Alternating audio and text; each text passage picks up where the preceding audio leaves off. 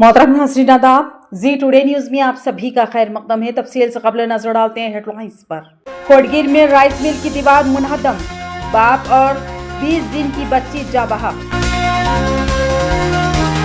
कोटगीर का अलमनाक सानहा, खस्ता हाल rice mill ने 2 जिंदगियां निगली।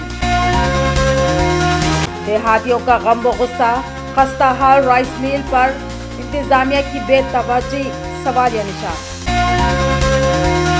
बढ़ते हैं खबर की तफसील की जानिब। कोटगीर मंडल मुस्तकिल में आज सुबह एक दिल दहला देने वाला वाक़या पेश आया।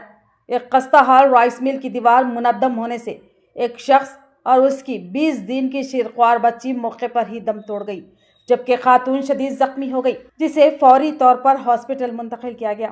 ये अफसोसनाक हादसा मुकामी अफराद की 12 शिकायत और अपीलों के बावजूद पेश आया। इलाक़ाई मकीनों ने मुतादिद मरतबा हुकाम और राइस मिल मालिकान को मुतनबा किया था कि बोसीदा इमारत किसी भी वक्त हादसे का सबब बन सकती है, मगर गफलत और लापरवाही ने 2 कीमती जानें छीन ली। मुकामी अवाम का कहना है कि अगर बर वक्त इंतज़ामी इक़दाम किए जाते तो ये अलमनाक सानहा रोनुमा न होता।